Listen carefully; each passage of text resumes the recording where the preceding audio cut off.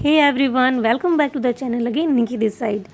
सो friends, कैसे हैं आप लोग? आई होप कि आप लोग सब बहुत ही अच्छे होंगे। फ्रेंड्स, आपने मेरी पिछले वीडियोस को बहुत ज़्यादा पसंद किया, ऐसे ही अपना प्यार और सपोर्ट बनाए रखिए। चलिए आज का हमारा बहुत ही इंटरेस्टिंग सा ब्लॉग स्टार्ट करते हैं। यहाँ सुबह उठ करके सबसे पहले मैं चली आई हूँ किचन और वहाँ मैं गर्म पानी पहले स्टार्ट करूँगी। मॉर्निंग की शुरुआत मेरे गर्म पानी से ही होती है, बाकी जो थोड़ा मोड़ा एक्सरसाइज वगैरह जो होगा वो करूँगी। इधर कुछ दिनों से फिर मॉर्निंग वॉक मेरा बंद हो गया है, मैं नहीं जा पा रही हूँ। इधर स्ट्रीट डॉग्स बहुत ज़्यादा ही हो गए हैं, उसके चलते मैं एकदम नहीं जाना चाहती, क्योंकि इतने ज़्यादा वो लोग बॉडी पे मतलब चढ़ जाते हैं ना कि मुझे बहुत ज़्यादा डर हो गया। तो उसके चलते मैं अपना योगा वगैरह जो भी वो सब मैं घर पे ही कर रही हूँ, मैं नहीं जा रही हूँ अभी बाहर। और उसके बाद सब कुछ अपना एक्सरसाइज वगैरह कर लेने के बाद मैं चली आई थी अपने हॉल को शेड करने के लिए, क्योंकि यही वो जगह है जहाँ रात में वेदू हम लोग सबको एक साथ बैठते हैं, खेलते हैं, बहुत सारी चीज़ें होती है, खाना वगैरह सब हॉल में ही होता है। तो बहुत कुछ डस्ट वगैरह कुछ वेदू इस पर गिरा भी देती है, तो जिसके कारण बेड गंदा भी हो जाता है। तो चलिए पहले हॉल को अच्छे तरीके से ऑर्गेनाइज़ कर लेते हैं, जो चीज़ें जहाँ रखी हुई है उनको उन्हीं के प्लेस पे रख देते हैं, तो इससे हमारा रूम बहुत ही हद तक सेट हो जाएगा। उसके बाद बस बचेगी झाड़ू पोछा का जो काम होगा, वो ही काम रह जाएगा।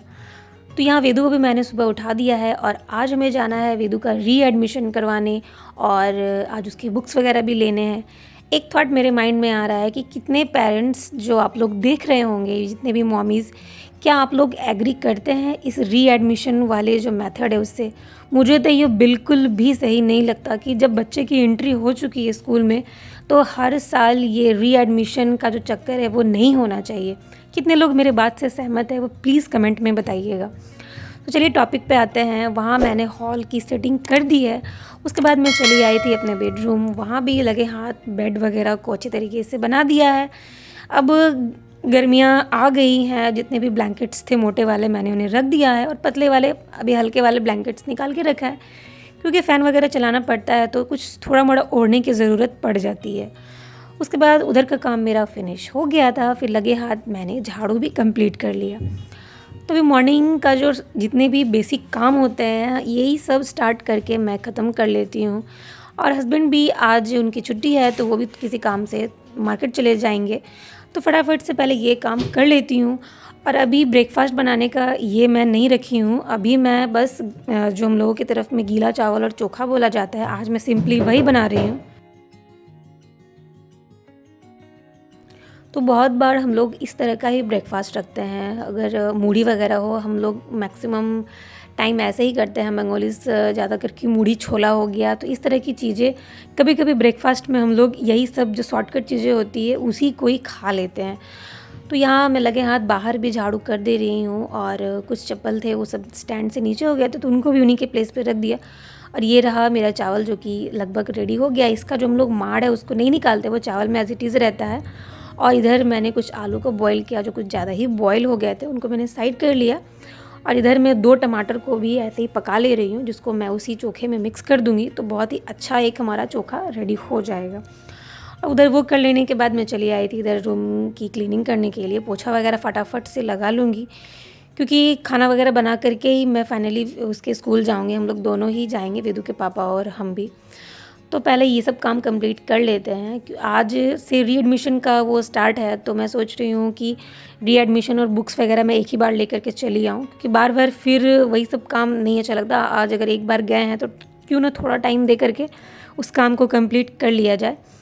तो यहाँ वेदू भी उठ चुकी थी, उसका भी फ्रेश वगैरह सब काम हो गया था। तो इधर मैं उसे बार बार बोल रही थी कि चलो कुछ खा लो, कुछ ले लो, तो उसके लिए भी वो रेडी नहीं हो रही है। तो हम मम्मी उसको ना काम करते करते बहुत सारे काम की तरफ ध्यान रखना पड़ता है। एक काम कर रहे हैं उसके साथ साथ या तो हमारा मुंह चलता हुआ रहेगा, या हमारा हाथ चलता हुआ रहेगा, या तो कुछ ना चले तो हमारा माइंड तो चलता ही रहता है। तो ठीक उसी तरह से मेरा काम भी हो रहा था। इधर मैं वेदू को बोल भी रही थी कि ये कर लो वो कर लो। उसके लिए मैंने ड्रेसेस वगैरह भी निकाल के रख दिए थे। तो इधर मैं चली आई हूँ फटाफट से नहा करके। अब जल्दी जल्दी अपना स्किन केयर कर लेते हैं, क्योंकि अभी मुझे जाना पड़ेगा खाना बनाने के लिए, और जल्दी जल्दी इधर मैं अपना स्किन केयर कर लेती हूँ, क्योंकि स्किन केयर को एकदम नहीं छोड़ना चाहती। अभी जितना भी हम स्किन पे अभी अगर हम नहीं केयर करेंगे तो पूरे दिन एज इट इज़ स्किन हमारा फिर वैसे ही रहेगा। तो जो 5 मिनट दे करके स्किन की केयर कर लेती हूँ तो पूरे दिन के लिए वो सेट हो जाता है। तो लास्ट में सब कुछ क्लीनिंग, टोनिंग, मॉइस्चराइजिंग हो जाने के बाद सनस्क्रीन लगाना बहुत ज़्यादा ज़रूरी है, मैं इसे स्किप नहीं करती। और स्कूल जाने से पहले भी मैंने सनस्क्रीन को रीअप्लाई किया था। और उसके बाद मैं चली आई हूँ किचन, नाश्ता वगैरह सब कुछ हो गया था। हस्बैंड भी वही गीला चावल जो हम लोगों ने बनाया था, चोखा, वही मैं भी खाई थी, वेदू को भी वही सी चीज़ को खिलाया था। और फिर चली आई हूँ किचन, यहाँ पर फटाफट से मैं सब्ज़ी वगैरह को चॉप कर लूँगी। और दाल चावल इसको भी मुझे चढ़ाना है, तो पहले लगे हाथ उसको चढ़ा लेती हूँ। यार ये रहा बाहर का जो व्यू है मेरे किचन की खिड़की से। तो एक साइड मैंने चावल के लिए अदन चढ़ा दिया है और लगे हाथ दाल भी चढ़ा लेती हूँ। उसके बाद सब्ज़ी का जो काम है वो होता रहेगा। तो इसी तरह से जब हमारा बिजी शेड्यूल रहता है तो कुछ ब्रेकफास्ट का ऑप्शन मैं सोचती हूँ ऐसा कुछ जो फटाफट से बन जाए। और आज नहीं तो कल देखूँगी, मैं वेदू के लिए इडली वगैरह बना दूँगी, क्योंकि 2-4 दिन हो गए हैं कि मैंने उसे कुछ ऐसा नहीं दिया, सिंपली रोटी सब्जी ऐसे मॉर्निंग में दे रही हूँ। तो कुछ कुछ अगर चेंज करके देती हूँ तो थोड़ा उसका भी इंटरेस्ट बना हुआ रहता है। और उसके बाद मैं यहाँ पर चली आई हूँ सब्जियों को चॉप करने के लिए। तो यहाँ बना रही हूँ मैं आज पम्पकिन की सब्ज़ी, जो कि कोहड़ा बोला जाता है। तो इसके मैंने सीड को निकाल के रख लिया है। उसे ना सिंपली अगर तेल में बस मसाले दे करके थोड़ा भूंज लेते हैं ना तो अच्छा लगता है, उसका टेस्ट बहुत कुरकुरा सा लगता है। और यहाँ मैं भुंजिया बनाने के लिए करेले को कट किया है और यहाँ साग भी रखा है। हस्बैंड मार्केट गए थे तो वो साग लेके चले आए थे, तो लगे हाथ मैंने साग को भी काट लिया है। मुझे बस 3 चीज़ें बनानी है। तो दाल मेरा हो गया था, तो यहाँ बस फटाफट से मैं करेला भूंज ले रही हूँ। और थोड़ा सा ना इसमें प्याज ऐड किया, उससे ना करेला का जो कड़वापन होता है थोड़ा सा ठीक हो जाता है, मतलब उतना कड़वा नहीं लगता। प्याज के कारण हल्का हल्का मिठास उसमें आ जाता है। अब उसके बाद जो मैंने इसके बीज निकाल के रखे थे कोहड़ा के, उसको भी इसमें ऐड कर दिया है। बस थोड़ा सा नमक, हल्दी और जीरा और गोलकी का पाउडर बस दे करके भून लूँगी। थोड़ा ज़्यादा देर तक इसे भूनना पड़ता है, तब उसके अंदर से बहुत ज़्यादा अच्छे तरीके से कुरकुरा हो जाता है। तो हम लोग जब बचपन में रहते थे तो हमारी मम्मी वो ऐसे ही करके खिलाती थी, उसके अंदर के बीज को अच्छे तरीके से भून देती थी, फिर किसी स्टिक में उसमें डाल देती थी। तो बहुत ही अच्छा हम लोगों को कि कबाब का मतलब वो देखने को मिलता था। तो उस तरह की चीज़ें ना बचपन में जब खाते हैं तो मन करता है कि क्यों ना इस बार अभी भी बनाया जाए। तो मेरी नज़र आज उसकी सीट पर पड़ी तो मैंने उससे भी अच्छे तरीके से भून लिया। और यहाँ मेरा करेले का भुंजिया बन के रेडी था। तो उसके बाद मैं यहाँ पे थोड़ा सा लहसुन और मिर्च को भून ले रही हूँ। उसके बाद मैं इसमें साग डालूँगी। तो सिंपली लाल साग है, ज़्यादा कुछ नहीं इसमें देना है, बस नमक और तेल का ही फ़ौरन मिर्ची का दे करके इसे बना लूँगी। तो बहुत ही सिंपली और आसानी से बन जाता है। तो मुझे इस बात का थोड़ा सा ठीक रहता है कि चलो वेदू साग वगैरह खा लेती है, सब्जियों को लेकर के मुझे उतना नहीं है नखड़ा करना इसका लगता है। बाकी खुद से खाना खाने के लिए थोड़ा सा लगता है कि कभी कभी खाना चाहती है, कभी नहीं। उसके बाद मैंने साग को भी अच्छे तरीके से मैश कर ले रही हूँ, क्योंकि वो भी अब हो गया है। और इधर कोहड़ा को भी बस सिंपली चना दे करके बना रही हूँ इसमें। तो जब ज़्यादा कुछ मसाले नहीं देने का मन हो तो मैं बस सिंपली जीरा गोलकी को पीस करके ही इसमें दे दूँगी। और इधर कोहड़ा का भी सब्ज़ी फटाफट से भून के पानी दे दूँगी तो वो रेडी हो जाएगा। और इधर मैं इसमें पानी डाल दी हूँ और इधर साग भी लगभग रेडी हो चुका है। उधर भुंजिया भी रेडी है, दाल भी हो गया है और चावल भी हमारा बन गया है। तो लंच का जितना भी काम था वो कंप्लीट हो चुका है। फटाफट से चलूँगी रेडी हो करके उसके स्कूल। और ये रहा जो हम लोगों ने पम्पकिन की सीड को भुना था, तो बहुत ही अच्छा कुरकुरा सा इसका टेस्ट आ रहा था। आप लोग डेफिनेटली उसे ट्राई कीजिएगा। और वेदू को भी नहला के मैं ले आई थी, तो जल्दी जल्दी उसे भी रेडी कर दे रही हूँ, क्योंकि फिर हमें स्कूल निकलने का टाइम हो जाएगा। टाइमिंग बस 2 बजे तक ही है आज का रीएडमिशन और बुक वगैरह लेने का टाइम। और वेदू के पापा भी रेडी हो चुके हैं और यहाँ मैं फटाफट से उसे रेडी कर दे रही हूँ। और उसका स्किन केयर वगैरह मैं क्रीम लगा दे रही हूँ, बाकी उसके कंघी वगैरह हल्का फुल्का कर दूँगी क्योंकि बाल अभी गीला है। और उसके बाद हम निकल चलेंगे स्कूल के लिए। और स्कूल से आने के बाद ही हम लोग अपना लंच वगैरह करेंगे। और आज ट्यूशन का क्लास भी है तो लगे हाथ वो भी हो जाएगा। खुद भी रेडी हो जाती हूँ, फिर चलते हैं स्कूल। पता नहीं वहाँ भी कितना टाइम लगने वाला है, क्योंकि लाइन वगैरह भी लगना पड़ सकता है।